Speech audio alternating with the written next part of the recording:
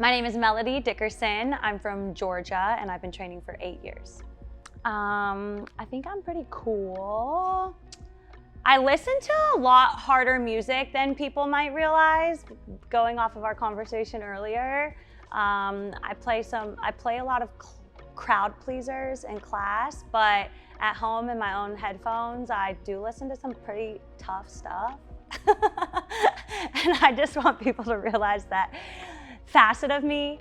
People always ask, like, Ian or my friends outside of the gym, like, oh, is this how Melody is like all the time? Or like, what's it like living with this much energy? And while I do feel like this is very much me and who I am, it is definitely turned up a bit. Like, I feel like you enter like coaching attitude, you know? You step into like a role. And when I'm with a personal training client, like, you're there as a source of motivation and energy, and same with a whole room full of people. I kind of fell into it. I always loved working out, and I taught dance when I was in high school, and I had a job in marketing in New York, but I hated it, so I quit on a whim. And then I got a job working the front desk at a gym in New York, and I started taking the classes, and I loved it, and I saw the trainers teaching the classes and training personal clients, and I thought it looked really fun and fulfilling, and I realized that I thought I could be pretty good at it. So I talked to my boss, and luckily it was a gym that was just getting started, and she also thought I could be a good fit. So she gave me the tools and a mentor and everything else I needed. And I started out teaching at like a big box gym, and then luckily I was good at it, and they pretty quickly tried to give me a promotion, and I told my boss at the time, and she said, just quit and come work for me now.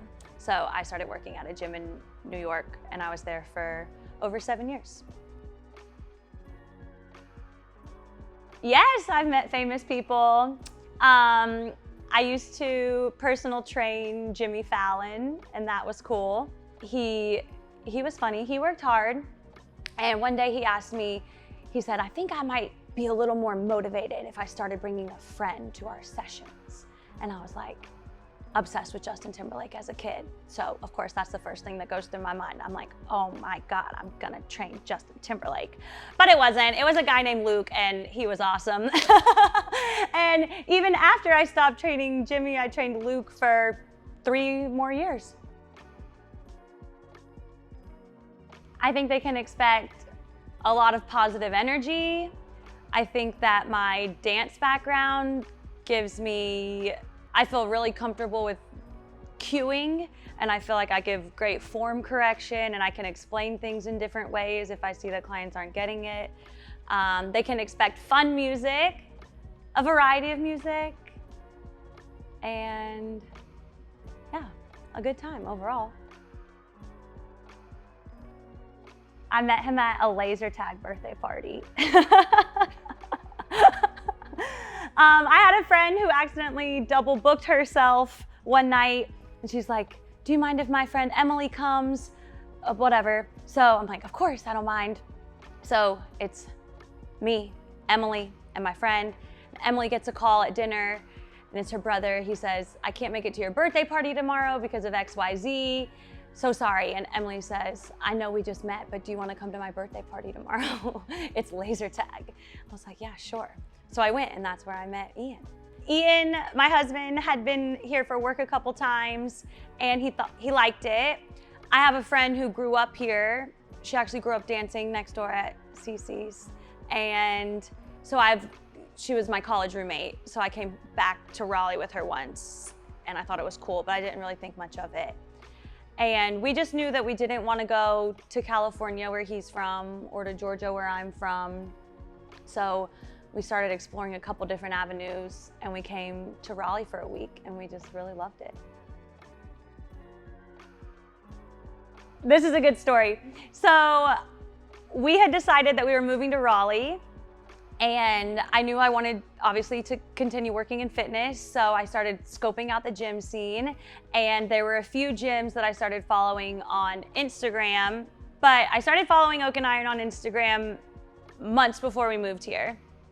And then within the first week here, we came to lunch in the Strip, and we realized Oak and Iron was right here, so we decided to pop in and just take a look at the gym and then introduce ourselves. So that's when I see Matt, and I said, hey, he's like, I know exactly who you are.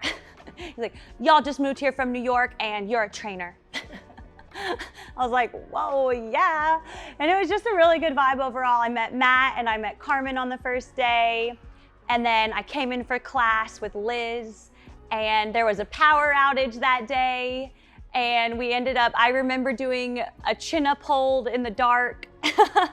And I was talking to John Cornegie, and just everyone was so nice, and I loved the workout. And I just really quickly felt very comfortable here.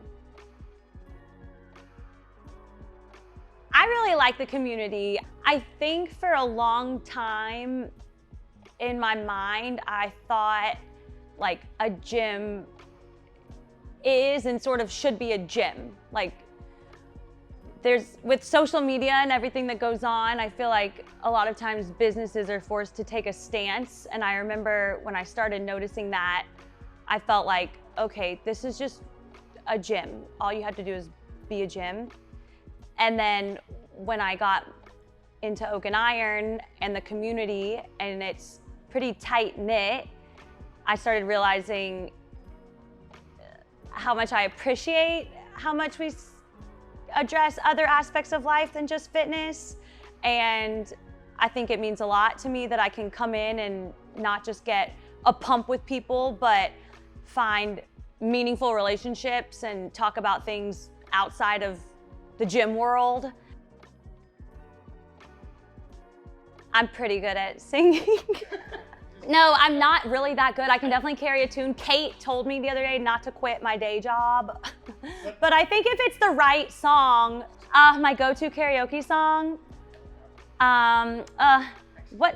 this is so hard off the top of my head. Giddy up,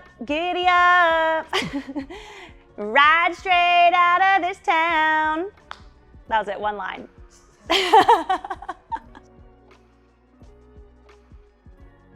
One of the first people who comes to mind is actually, her name's Janet.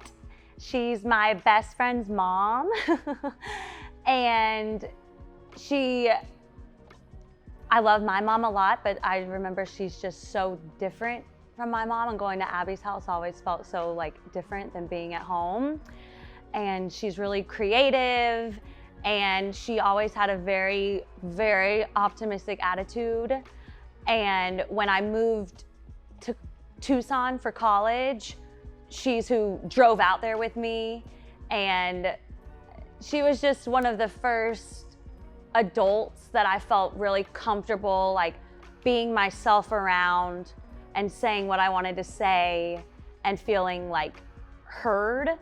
I feel like a lot of adults when I was growing up, it seems different than adults now, maybe because I'm older, so I just understand differently. But I feel like when I was younger, it was very much like, you're a kid and we're the adults, and there's a big gap.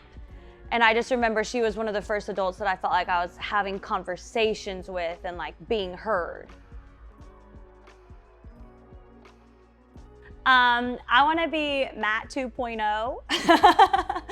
No, I want to be very involved. It feels really cool to be in this stage of my life where I feel like I'm where I'm going to be potentially for the rest of my life, or at least for a very long chunk of time. I feel like after high school, you go to college and that's temporary.